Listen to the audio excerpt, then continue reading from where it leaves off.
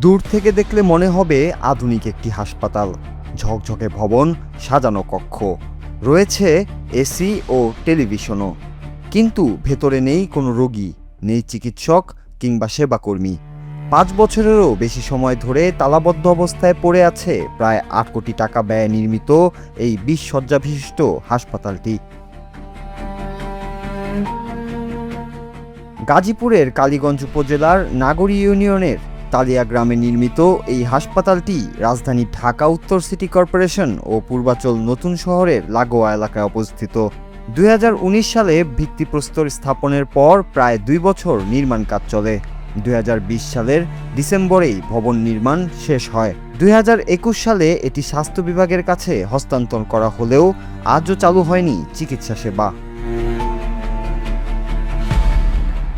হাসপাতালের ভেতরে রয়েছে প্রয়োজনীয় আসবাবপত্র ও অফিস সরঞ্জাম, কিন্তু চিকিৎসক, কর্মকর্তা কর্মচারী ও ওষুধ না থাকায় পুরো প্রতিষ্ঠানটি কার্যত অচল হয়ে গেছে। এদিকে অব্যবহৃত হাসপাতাল চত্বর এখন ঝোপঝাড়ে ভরে গেছে। স্থানীয়দের ভাষ্য, এখানে প্রায়ই সাপ ও শেয়ালের দেখা মেলে। এত বড় একটা প্রজেক্ট, গভর্নমেন্টের প্রায় 50 কোটি প্লাস টাকা এখানে বরাদ্দ বাস্তবায়িত হয়েছে। জাস্ট এখন শুরুর অপেক্ষায় আমরা এলাকাবাসী খুব এটা নিয়ে হতাশ। যেটা রেডি আছে, ডাক্তার যদি একদিন মাঝে মধ্যে আসে, দিয়ে একটা নিয়োগ দিছে বলছে, কোনো স্টাফ এখানে আসে না, এবং আসলেও বলে যে আমাদের নিয়োগ হয়েছে পূর্ণাঙ্গ নাই, সিকিউরিটি গার্ড নাই বা নার্স নাই, এই বিভিন্ন কারণে আমরা এখানে ডিউটি করতে পারতেছি না। অথচ এখানে সম্পূর্ণ কিছু রেডি আছে। আমরা কালীগঞ্জ যেতে হয়, ঢাকা যেতে হয়, ঢাকা তো যাইতে যেতে আমরা অসুস্থ হয়ে যাই এবং মারাও যায় কত রুগী। এই হসপিটালটা চালু হয়, আমরা আমার কাছে অনেক ভালো হইব, অনেক উপকার হইব। এই ভবনগুলো যখন তৈরি হয়েছে পরে আমরা শুনছি, এলাকার মাঝে থাইয়া যাওয়া হয়তো শুনছি যে এটা চালু হইব, কিন্তু কি কারণে হয় নাই, কি লেনদেন, এটা খালি ওই ঘোরাতে কিছু লোকজন আইলে আমগো সামনে পড়ে গেলে আমরা জিজ্ঞেস করলে আমরা একটা আশাতে যে রানিং হবে, এই হবে আশাবাদী, কিন্তু আশায় যাইতে যাইতে আজকে 3 বছর হয়েছে, কিন্তু এটা এখনো রানিং হয়নি। শুধু তাই নয়, হাসপাতালের খোলা জায়গার একটি অংশ স্থানীয়রা ব্যবহার করছেন কৃষিকাজে। বিভিন্ন ধরনের সবজি চাষ করে তারা পারিবারিক চাহিদা পূরণ করছেন। স্বাস্থ্য বিভাগ সূত্রে জানা গেছে, ২০২৩ সালের অক্টোবরে হাসপাতালটির সেবা কার্যক্রম চালুর প্রশাসনিক অনুমোদন দেওয়া হয়। পরে জনবল নিয়োগের উদ্যোগও নেওয়া হয়। প্রথমে 25টি পদের প্রস্তাব থাকলেও অর্থ মন্ত্রণালয় অনুমোদন দেয় 16টি পদ, কিন্তু বাস্তবে অধিকাংশ পদই এখনও শূন্য।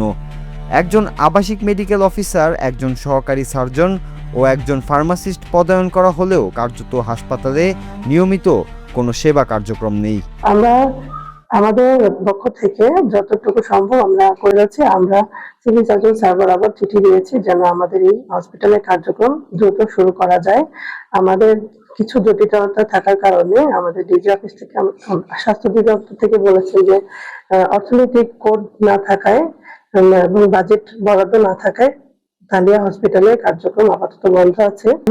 আমরা আশাবাদী যে আগামী অর্থ বছরেই যাবতীয় কার্যক্রম শুরু হয়ে যাবে। সংশ্লিষ্ট কর্মকর্তারা বলছেন, সবচেয়ে বড় বাধা হয়ে দাঁড়িয়েছে হাসপাতালের অর্থনৈতিক কোড না থাকা। কোড না থাকায় কোনো বাজেট বরাদ্দ সম্ভব হচ্ছে না। ফলে বেতন ভাতা, ওষুধ ক্রয় কিংবা প্রশাসনিক ব্যয় নির্বাহ করা যাচ্ছে না। একাধিকবার ঊর্ধ্বতন কর্তৃপক্ষের কাছে চিঠি পাঠানো হলেও এখনও মেলেনি কার্যকর সমাধান। অবকাঠামো আছে, রয়েছে আধুনিক সুযোগ সুবিধাও, কিন্তু নেই চিকিৎসা সেবা। কোটি কোটি টাকার সরকারি বিনিয়োগের এই হাসপাতালটি এখন উন্নয়নের প্রতীক নয়, বরং অব্যবস্থাপনার এক নীরব সাক্ষী। স্থানীয়দের প্রত্যাশা, দ্রুত প্রয়োজনীয় জনবল ও বাজেট নিশ্চিত করে চালু করা হোক তালিয়া হাসপাতাল। কারণ তাদের প্রয়োজন শুধু একটি ভবন নয়, প্রয়োজন স্বাস্থ্যসেবা। Bangla TV news desk.